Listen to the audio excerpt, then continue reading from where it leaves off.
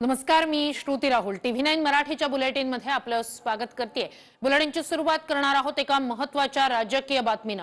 महाविकास आघाडीत आलबेल नाही का हा प्रश्न उपस्थित झालेला आहे। मिठाच्या खड्यावर बोलत असतील तर बोलू दे, बंद दाराआड होणाऱ्या गोष्टी बाहेर येतात, हे वक्तव्य आज आलेलं आहे संजय राऊत यांचं। आपल्याला माहितीये पवार शहा यांची भेट झाल्याची बातमी एका वृत्तपत्राने दिलेली होती आणि त्यानंतर याविषयी विचारलं असता संजय राऊत यांनी ही प्रतिक्रिया दिलेली आहे। ऐसी बहुत सी बातें सार्वजनिक नहीं की जाती, लेकिन बाद में वो सार्वजनिक होती है। जैसे कि बंद कमरे की बात है, तब अमित शाह जी ने कहा था कि ऐसी बातें सार्वजनिक नहीं की जाती, लेकिन बाद में उस बारे में अमित शाह साहब ने बात की है। लेकिन शरद पवार साहब को अगर मिलना है, अमित शाह जी को और अमित शाह जी को शरद पवार साहब को मिलना है, तो उसमें कोई मुझे लगता नहीं कोई गलत बात उसमें राजनीति है या और कुछ हो रहा है। तर अजित पवार आणि संजय राऊत यांच्यात सामना रंगलेला आहे। मिठाच्या खड्यावर संजय राऊत यांचं भाष्य आणि आपल्याला माहिती आहे उद्धव ठाकरे आणि संजय राऊत यांची भेट झालेली होती आणि अजित दादा यांनी राऊत यांना फटकारलेलं होतं। मिठाचा खडा कुणी टाकू नये असं वक्तव्य अजित पवार यांनी केलेलं होतं।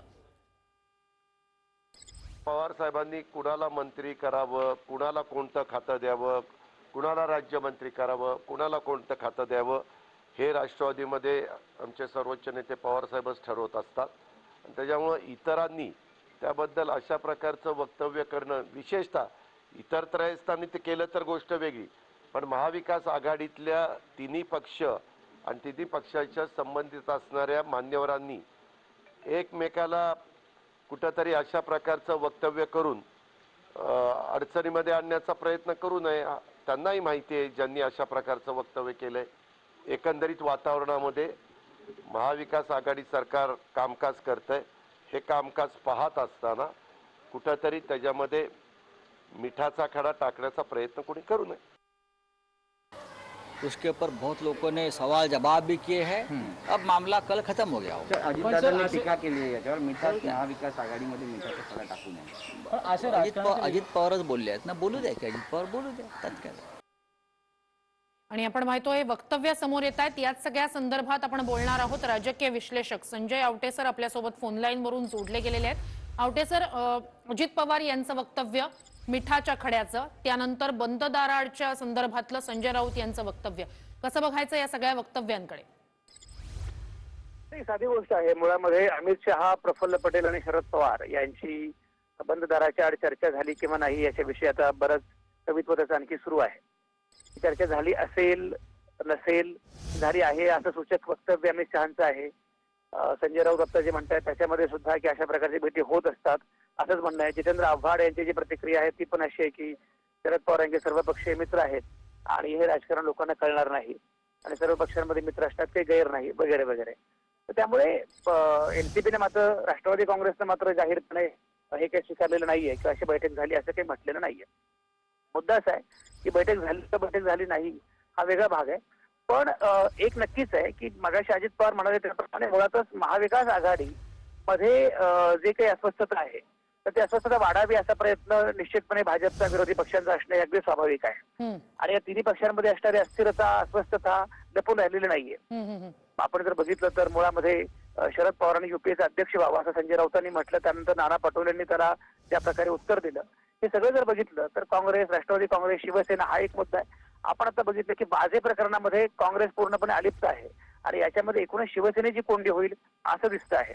हे सगळं जर बघितलं तर महाविकास आघाडीमध्ये अस्वस्थता आहे, अस्थिरता आहे, हे काही लपून राहिलेलं नाहीच आहे। त्याच्यामध्ये प्रामुख्याने शरद पवारांची भूमिका काय असणार आहे, म्हणजे मी कालही असं म्हणालो होतो की संजय राऊत जे म्हणाले की शरद पवारांनी युपीएचं अध्यक्ष व्हावं, त्याच्यामध्ये ते शरद पवारांचे प्रवक्ते आहेत असं नाना पटोले म्हणाले, पण प्रत्यक्षात मात्र कदाचित संजय राऊतांना असं वाटत असेल की शरद पवार जर युपीए मध्ये गेले तर मग ते कधीही भाजपसोबत जाऊ शकणार नाहीत, अशी कदाचित त्यांची खेळी असेल। तर आजही ही एक भीती असते की शरद पवार काही वेगळा निर्णय ते घेणार नाहीत ना, अशा प्रकारचे एक भय आणि शरद पवारांच्या विश्वासार्हतेच्या अनुषंगाने लोकांना पडणारे प्रश्न एक लक्षात घ्या की शरद पवारांचं मुळात सगळं राजकारण निश्चित हे अनप्रेडिक्टेबिलिटी याच्यावर निश्चित उभं आहे. निश्चित की निश्चित शरद पवार काय करतील हे माहित नाही आणि त्याचा फायदा पण होत असतो, कारण त्यामुळे शरद पवारांना गृहीत धरता येत नाही आणि त्यामुळे शरद पवार हवी ती खेळी खेळू शकतात. हम्म. तर हे शरद पवारांच्या राजकारणाचं वैशिष्ट्य आहेच, पण याच्यामध्ये काही वेळा विश्वासार्हता सुद्धा धोक्यात येण्याची शक्यता असते. निश्चित निश्चित त्यामुळे अमित शहाना भेटल्यानंतर भाजपमध्ये काय म्हटलं जातं हा मुद्दा वेगळा आहे, हम्म. पण शरद पवारांच्या चाहत्यांना आणि समर्थकांना असं वाटणं की शरद पवार काही वेगळा निर्णय घेत आहेत का, तर हे मला असं वाटतं की एकूण महाविकास आघाडीच्या आणि शरद पवारांच्या प्रतिमेसाठी फार काही योग्य नाहीये. पण शेवटचा मुद्दा एवढाच सांगतो की अशा काही गोष्टींमुळे सरकार पडेल अशा प्रकारचे पतंग उडवण्याचं काही कारण नाहीये. निश्चित मुळामध्ये जेव्हा नेते भेटत असतात तेव्हा त्याला केवळ सरकार पक्ष एवढंच कारण नसतं, तर अनेक व्यावसायिक व्यावहारिक अशा प्रकारचे अनेक पदर असतात, अनेक गोष्टी असतात निश्चित. आणि अशा प्रकारच्या भेटी अशा प्रकारचे संपर्क हे होत असतात. त्यामुळे मला असं वाटतं की याच्यावरून लगेचच सरकार पडेल असं मला अजिबात वाटत नाही, किंवा त्या दिशेने काही हालचाली सुरू आहेत असंही मला वाटत नाही. निश्चित मुळामध्ये गंमत आता अशी आहे, आता सरकारमध्ये किंवा एकूणच आपण जर बघितलं महाराष्ट्राच्या विधिमंडळामध्ये किंवा विधानसभेमध्ये पक्षीय बलाबल असं आहे की कोणी कितीही प्रयत्न केले तरी सुद्धा वेगळ्या प्रकारे सरकार स्थापन होऊ शकत नाही. मध्य प्रदेशमध्ये आकड्यांची गंमत वेगळी होती, महाराष्ट्रामध्ये आकड्याची गंमत वेगळी आहे आणि पक्षांतर बंदी कायद्यामुळे आता जवळपास 70 आमदारांचे राजीनामे घेणं वगैरे, तर हे अगदी अशक्य आहे. पण या प्रकारे सरकार पडणं किंवा काय असं काही होईल निश्चित. असं नजीकच्या भविष्यामध्ये असं मला अजिबात वाटत नाही. निश्चित निश्चित धन्यवाद सर, तुम्ही आमच्याशी संवाद साधला त्यासाठी. आपल्यासोबत ज्येष्ठ पत्रकार राजकीय विश्लेषक संदीप प्रधान सर सुद्धा फोन लाईन वरून जोडले गेलेले आहेत. सर एकीकडे अजित पवार आणि संजय राऊत यांच्या नेमक्या काय मिठाच्या खड्या संदर्भातल्या वक्तव्य आणि प्रतिक्रिया आहेत आपण ऐकणार आहोत. आधी त्या मी सर तुमच्याकडे येतेच. ऐसी बहुत सी बातें सार्वजनिक नहीं की जाती, लेकिन बाद में वो सार्वजनिक होती है। जैसे कि बंद कमरे की बात है, तब अमित शाह जी ने कहा था कि ऐसी बातें सार्वजनिक नहीं की जाती, लेकिन बाद में उस बारे में अमित शाह साहब ने बात की है। लेकिन शरद पवार साहब को अगर मिलना है अमित शाह जी को और अमित शाह जी को शरद पवार साहब को मिलना है, तो उसमें कोई मुझे लगता नहीं कोई गलत बात उसमें है, राजनीति है या और कुछ हो रहा है, ऐसी बहुत सी बातें सार्वजनिक नहीं की जाती। थेट या सगळ्या संदर्भात आपण बोलणार आहोत. राजकीय विश्लेषक ज्येष्ठ पत्रकार संदीप प्रधान सर आपल्यासोबत फोन लाईन वरून जोडले गेलेले आहेत. सर, एकीकडे आपण पाहतोय पवार शहा भेट, त्या पार्श्वभूमीवरचं संजय राऊत यांचं हे वक्तव्य एकंदरीतच महाआघाडीत आलबेल नाहीये का काही असा प्रश्न उपस्थित होऊ शकतो का? यामुळे काय नेमकं याकडे कसं बघायचं? कसं आहे, सध्या होळीचं वातावरण आहे, आज रंग खेळायचा आहे आणि आपण म्हणतो की होली है भाई होली है, बुरा न मानो होली है. शिवाय होळीच्या काळामध्ये भांग वगैरे याचा सुद्धा वापर होत असतो आणि त्यामुळे थोडी राजकारणामध्ये गंमत आणण्यासाठी काही वक्तव्य केलेली असू शकतात. कारण एखाद्या समारंभामध्ये कोणीतरी समोरासमोर आलं, भेटलं, काही 2-4 मिनिटं 10 मिनिटं आतमध्ये एखाद्या खोलीत जाऊन बोललं म्हणजे लगेच काही फार मोठं सरकार कोसळेल किंवा काय अशातलं मलाही वाटत नाही. मुळात प्रश्न माझा असा आहे की आता भाजपनं राष्ट्रवादी काँग्रेसवर या सगळ्या वाजे आणि परमवीर सिंग यांच्या प्रकरणामध्ये खूप टीका केलेली आहे.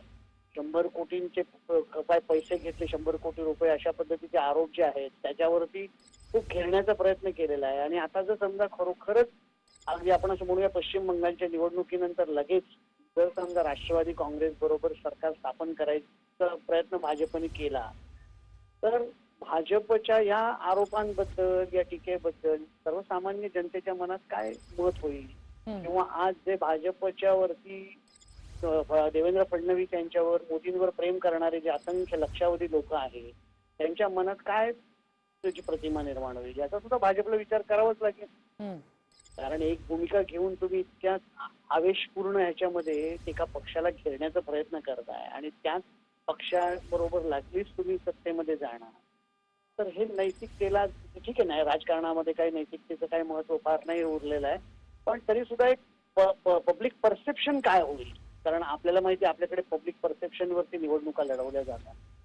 असं असताना काय पब्लिक परसेप्शन होईल याचा सुद्धा भाजपने विचार करायला लागेल. म्हणजे आता कोणीतरी म्हणत होतं किंवा पवारांच्या क्रेडिबिलिटी बद्दल, ठीक आहे, पवारांच्या राजकारणात कुठेही जाऊ शकतात असं एक वातावरण निर्माण केलेलं आहे किंवा आहे समजा, पण भाजपचं काय? भाजप हा तर स्वतःला इतरांपेक्षा वेगळा मानणारा पक्ष आहे आणि तो पक्ष जर समजा इतकी सरड्यासारखी पटकन भूमिका बदलणार असेल, म्हणजे यापूर्वी आपण बघितलं की सिंचनाच्या प्रकरणात सुद्धा आरोप केले भरमसाठ आणि सरकार स्थापन करायचं होतं तेव्हा पटकन सिंचनातूनच्या आरोपातून अजितदादांना क्लीन चिट दिली, त्यांच्याबरोबर शपथही घेतली, आता ते सरकार स्थापन झालं नाही. म्हणजे भाजपनं एकदा भ्रमनिराश केलाय पण दुसऱ्यांदा समजा तसंच वर्तन केलं तर मग आम्ही इतरांपेक्षा वेगळे आहोत हे सांगण्याचा निश्चित. काही अधिकारच उरणार नाही. त्यामुळे मला असं वाटतं की हे थोडस आता होळी आहे, वेगळं आहे, भांग बिंग असं सगळं चालू असतं. त्यामुळे राजकारणामध्ये थोडी गंमत आणण्याचा हा प्रयत्न आहे असं मला वाटतं. मात्र एकीकडे आपण जर राज्यातल्या नेत्यांचं किंवा अगदीच अजित पवारांचं वक्तव्य मिठाच्या खड्याचं म्हणजे सामनातून गृहमंत्र्यांवरची टीका, त्यानंतर अजित पवारांचं वक्तव्य आणि आता त्यानंतरचं मिठाच्याच खड्याच्या मुद्द्यावरचं संजय राऊत यांचं वक्तव्य, पण असं कुठेतरी आता दिसतंय का वाझे प्रकरणानंतर की विशेषतः राष्ट्रवादी आणि शिवसेना यांच्यातल्या नेत्यांमध्ये सुद्धा काही थोडेसे अगदी खडाजंगी नाही पण थोडंसं एकमेकांवर टीका टिप्पणी किंवा त्या संदर्भातली काही वक्तव्य समोर येत आहेत? ते बरोबर ना. अलीकडे संजय राऊत असं म्हणाले होते की आत्मपरीक्षण करायला पाहिजे प्रत्येकाने. हे बरोबर आहे. एक मंत्री एका तरुण मुलीच्या आत्महत्येच्या प्रकरणामध्ये अडकतो आणि पूर्णपणे त्याला मंत्रिपदाचा राजीनामा द्यावा लागतो. दुसरा मंत्री आज जरी ह्या सगळ्या आरोपामुळे त्याला राजीनामा द्यावा लागला नसेल तरी आज इतकी चितू झालेली आहे सगळी या सगळ्या आरोपामुळे आणि पोलीस प्रशासनाचं सगळं जे काही म्हणजे पितळ होतं ते उघडं पडलेलं आहे की कशा पद्धतीनं पोलीस दलामध्ये काय चालतं. तर ह्या सगळ्याच्या पार्श्वभूमीवर ते जे म्हणतायत ते बरोबर आहे की पोलीस प्रशासनाची प्रतिमा लयास गेलेली आहे, त्याच्यानंतर राज्य सरकारची प्रतिमा डागाळली गेलेली आहे. त्यामुळे अशा याच्यामध्ये समजा मित्रपक्ष म्हणतात ना ते सगळे एकमेकांना, त्यामुळे आपल्या मित्रांना समजा काही सल्ला दिला, आपल्या मित्रांना काही सांगितलं चार युक्तीच्या गोष्टी, ते गैर नाही. निश्चितच हाच महत्वाचा मुद्दा असणार आहे. तुम्ही आमच्याशी संवाद साधलात त्यासाठी धन्यवाद सर. आपल्यासोबत भाजपचे नेते सुधीर मुनगंटीवारजी फोन लाईन वरून जोडले गेलेले आहेत. सुधीर मुनगंटीवारजी, पवार आणि शहा यांच्या भेटीनं राज्यातलं म्हणजे तिथल्या भेटीनं इथलं राज्यातलं राजकीय वातावरण चांगलंच तापलंय. मला असं वाटतं की दोन नेत्यांच्या भेटीमध्ये प्रत्येक वेळी काही रहस्य आहे असंही समजता कामा नये आणि या भेटीतून महाराष्ट्राच्या हितासाठी महाराष्ट्राच्या कोरोनाच्या संकटासाठी काही मार्ग काढला जात असेल तर त्याचं स्वागत केलं पाहिजे. आपण काही एकमेकासाठी अस्पृश्य राजकीय पक्ष नाहीत. जनहित हे सर्वोच्च समजून काम करण्यासाठी विरोधी पक्ष किंवा सत्तारूढ पक्ष किंवा दोन मोठ्या नेत्यांनी एकत्र येणं हे अनेकदा घडत असतं आणि म्हणून याकडे या पद्धतीने बघणं काही योग्य नाही. सुधीर मुनगंटीवारजी, राष्ट्रवादीकडून मंत्री नवाब मलिक यांची प्रतिक्रिया अशी होती की भेटीच्या संदर्भातलं सगळं अफवा आहे, म्हणजे भेट झालीच नाही. भाजपचं नेमकं काय म्हणणं आहे? भेट झाली नक्की? मलाही माहित नाही भेट झाली की नाही झाली नाही याची माहिती तर मलाही नाही. पण जर दोन नेते भेट घेत असतील तर त्यातून प्रत्येक क्षणी राजकीय अर्थ काढणं मग ठीक आहे, हे आवश्यक नाही. जेव्हा केव्हा काही व्हायचं असेल तेव्हा होत असतं. जेव्हा केव्हा म्हणजे केव्हा पश्चिम बंगालच्या निवडणुकीनंतरचं राज्यातलं काही राजकीय समीकरण चित्र बदलेल का? भाजपचा नेमका काय आडाखा किंवा भाजप नेमकी काय पावलं टाकते? मी आपल्या माहिती करता सांगतो, कोणतीही पावलं असतील तरी सुद्धा त्या पावलांच्या संदर्भामध्ये कधीच कोणता पक्ष सार्वजनिक चर्चा करणार नाही. म्हणजे बंद दाराआडची चर्चा आहे का सर ही? नाही, बंद द्वाराआड कोणती चर्चा झाली हे मला माहित नाही, पण अशा पद्धतीची सार्वजनिक चर्चा कधीच होत नसते.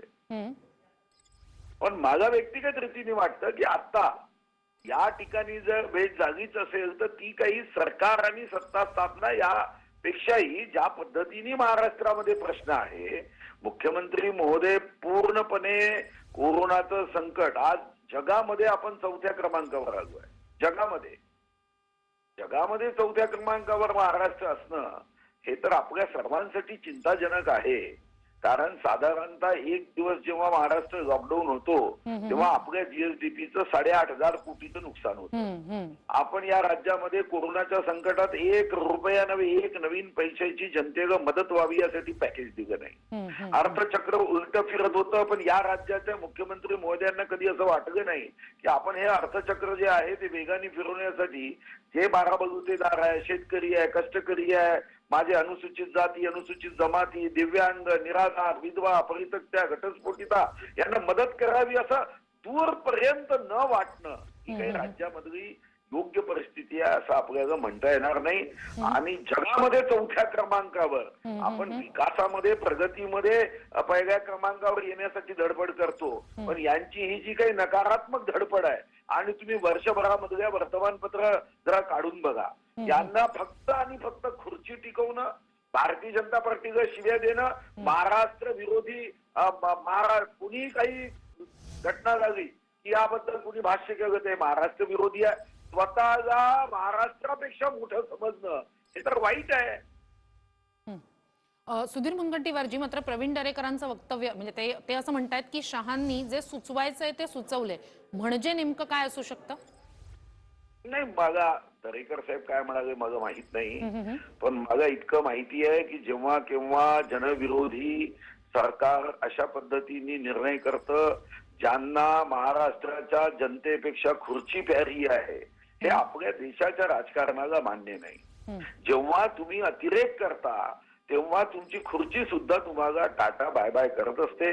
आणि तुमच्या सोबतच्या लोकांनाही तुमच्याबद्दल जे तुमचं सत्तेचं प्रेम बघितलं जातं तेव्हा त्यांनाही वाटतं की पहिल्यांदा जनता, जनहित, लोकहित हे महत्वाचं आहे, महाराष्ट्र हित महत्वाचं आहे. फक्त शब्दांनी महाराष्ट्राचा धर्म सांगायचा आणि कर्तव्यापासून मात्र दूर असायचं असं शक्य नाही. आज हजारो लोक आज बेडसाठी जेव्हा इकडे तिकडे फिरताय तेव्हा तुमच्यासाठी सचिन वाझे म्हणजे उसामा बिन लादेन नाही का, अशा पद्धतीने जेव्हा तुम्ही शब्द भंडार उघड करता तेव्हा मला वाटतं की कंपाऊंडर मोठा की डॉक्टर मोठा, हरामखोर या शब्दाचा अर्थ नॉटी होतोय.